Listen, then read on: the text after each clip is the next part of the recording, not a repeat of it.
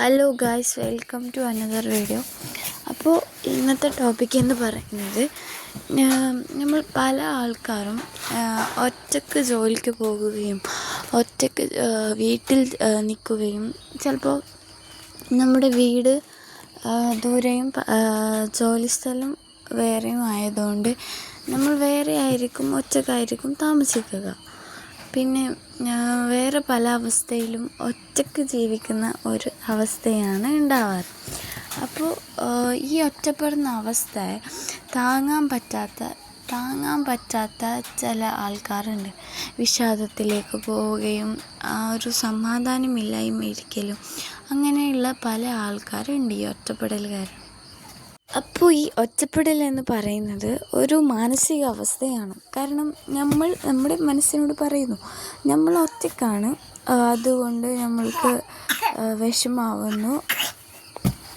അപ്പോൾ ആദ്യമായി നമ്മൾ ചെയ്യേണ്ടതെന്തെന്ന് വെച്ചാൽ നമ്മുടെ മനസ്സിനോട് പറഞ്ഞു പഠിപ്പിക്കലാണ്. അതെ, ഞാൻ ഒറ്റയ്ക്കാണ്, പക്ഷേ അതെന്നെ എഫക്റ്റ് ചെയ്യുന്നില്ല. ഇവിടെ അക്സെപ്റ്റൻസ് ആൻഡ് അഡ്ജസ്റ്റ്മെൻ്റാണ് മെയിൻ. നമ്മൾ ഏതൊരു സിറ്റുവേഷനിലും അത് അഡ്ജസ്റ്റ് ചെയ്ത് മുന്നോട്ട് പോകാൻ പറ്റുന്നുണ്ടെങ്കിൽ, അതെ ഈ സിറ്റുവേഷൻ ഇങ്ങനെയാണ്, ഇതും ഞാൻ കടന്നു പോകണം, കാരണം ഇത് എൻ്റെ ഒരു ജീവിതത്തിൻ്റെ ഘട്ടമാണ്, ഇതെനിക്ക് അഡ്ജസ്റ്റ് ചെയ്യാനും അക്സെപ്റ്റ് ചെയ്യാനും എന്നെക്കൊണ്ട് പറ്റും.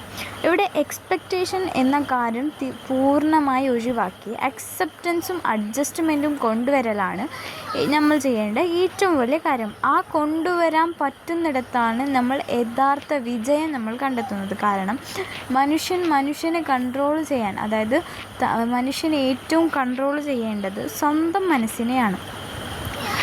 അപ്പോൾ സ്വന്തം മനസ്സിനെ കൺട്രോൾ ചെയ്താൽ മനുഷ്യൻ വിജയിച്ചു എന്നതാണ് അതിൻ്റെ അർത്ഥം. കാരണം സ്വന്തം മനസ്സിനെ കൺട്രോൾ ചെയ്തവന് എന്ത് നേടാനും എന്ത് ചെയ്യാനും എവിടെ നിലനിൽക്കാനും പറ്റുന്ന ഒരു കാര്യമാണ്. പക്ഷേ അതാണ് ഹാർഡസ്റ്റ് കാര്യം, മനസ്സിനെ നിയന്ത്രിക്കൽ. അപ്പോൾ ഇത് പരിശീലനത്തിലൂടെ ഉണ്ടാകണം. യോഗ ചെയ്യണം, അതൊക്കെ ചെയ്ത് നിങ്ങൾ ക്രിയേറ്റ് ചെയ്തുണ്ടാക്കണം.